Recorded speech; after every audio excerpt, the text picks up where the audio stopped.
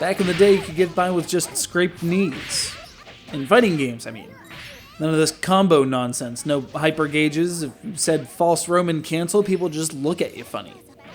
Hell, even now people look at you funny unless they play a lot of Guilty Gear.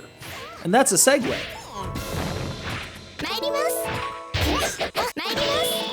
Nope, this isn't Guilty Gear. You spotted that.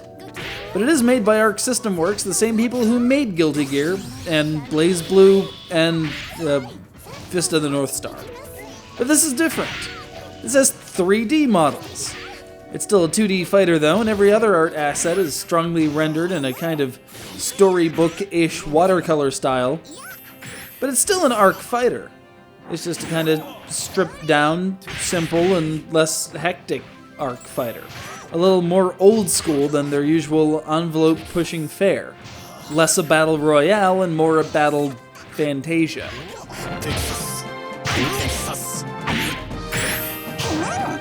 Here's where you include great evil threatening the world.h, assemble a team of high-spirited fighters, including a corpulent king, a cat-girl waitress, because the game is Japanese after all, a dude riding a laser chainsaw, and a rabbit in a hat, with a magic wand, and constellations. Look, it's obvious that aesthetic trumps sense in this particular venture, and that's simultaneously the best and worst thing about it.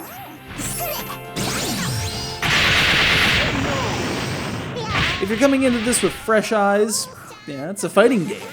It's got a colorful cast, all the usual fruit like training modes, online multiplayer, art gallery, the standard package.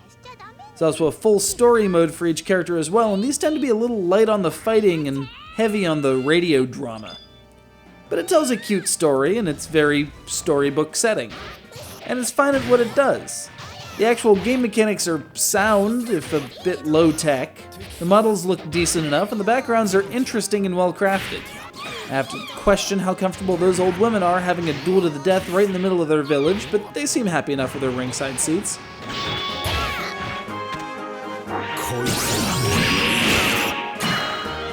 That said, this game comes with a pedigree. And if you're familiar with those that came before it, you're probably going to be a little underwhelmed. While the new Heat Up mode presents more depth to each character, the move lists are trimmed back a little bit from Guilty Gear's level of diversity and options. While the on-screen display of hit points is useful information, the variance between, say, Donvalve and Watson can be somewhat absurd.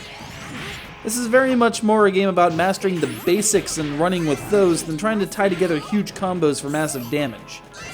Sometimes you want flashy and shiny and rock and roll and explosions. It's tough to paint rock and roll with watercolors. I'm just saying.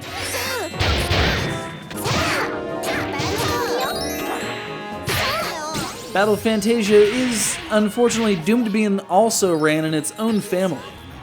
On its own, it's a cute little bit of storytelling combined with some classic fighting mechanics, but that's about it. You're not going to pull this out over Accent Core or Continuum Shift or Ultimate MVC 3 anytime soon. Those games have flashier graphics, better combo systems, and a multitude of more modern features, but do they have a flag?